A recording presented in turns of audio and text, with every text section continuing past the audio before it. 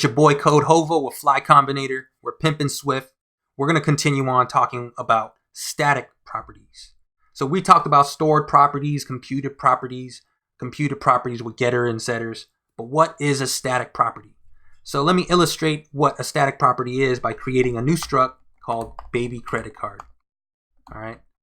And then in this baby credit card, we're going to create a static property by typing static, the keyword static, and we're going to create a constant, and we're going to name it max charge and make it $200. Okay. So let's create a visa, baby visa, and let's instantiate this by saying baby credit card, open and close parentheses, since there are no stored properties just yet.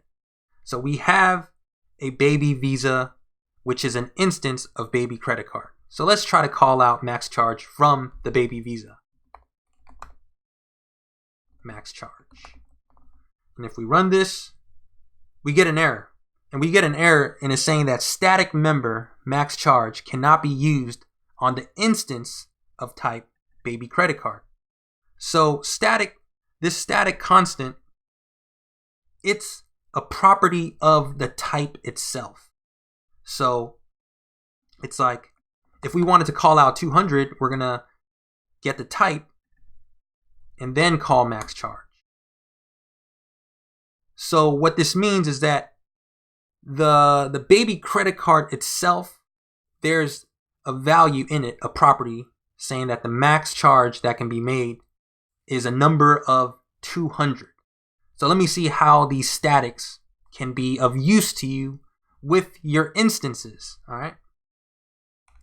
So in the struct of baby credit card, let's create a function, right? And this function is going to buy shit that costs. All right.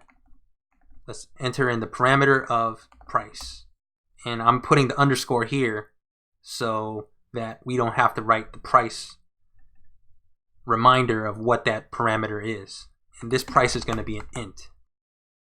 Open and closed curly braces. So what we're going to do is in this function, we're going to say if price is greater than baby credit card dot max charge, we're going to say print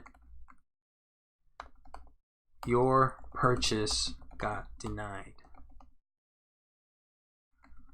Just period is fine. And then we're going to return. And if the price is less than, we could write the else.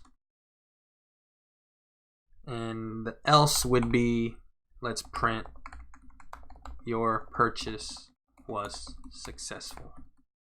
All right. So here we have a function which is going to be able to be used by an instance of baby credit card. So let's say baby visa dot buy shit that costs, and let's say it's $400. So we run this. Your purchase got denied. That excuse me. That is how we use a static property. Okay. So if the item is $180,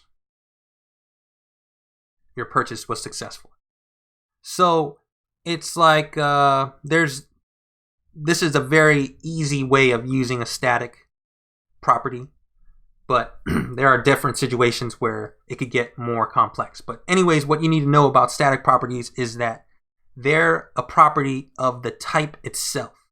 It's not a property of an instance. So when you have a static property, you're not going to run an initializer, and you're not going to give that initializer this value.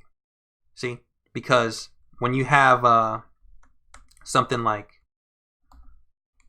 let balance, all right? Yeah, balance, not a starting balance. And this is going to be an int as well. This is a stored property. So when we run this, it's going to be like, yo, you're missing the argument parameter for balance, which is, so this is going to be 0. So this baby visa, its balance is 0. But still, of the type it is of, the max charge is 200. All right. So we don't we don't enter in values for static properties on initializer. And you see this right here, it does what we want it to do. But I just wanted to show that you could always make code better. All right, this is a completely different topic, but it's like, what can we do to make this better? Since this is a function, what can we do? And what we could do is we could have a guard. So it's like guard price is less than baby credit card dot max charge else. So if we're gonna make sure that price is less. So in this case, we're gonna copy this over, and then right here we're gonna have that. And let's run it. So your purchase was successful when we're trying to buy something that's under $200. So if it's $230, your purchase was $9. All right. So this makes it just read a little bit easier. It might not read easy to you yet because if else is very I guess that's the way you get started as a beginner, but the sooner you ramp up, the better you'll be tomorrow. All right. So that is a static property. We might go through static properties in a different example in a further video, but all you need to know now is that static properties are properties of the type itself, not an instance of the type. You dig? It's your boy Codehova, Fly Combinator. Let's get the bag. You dig?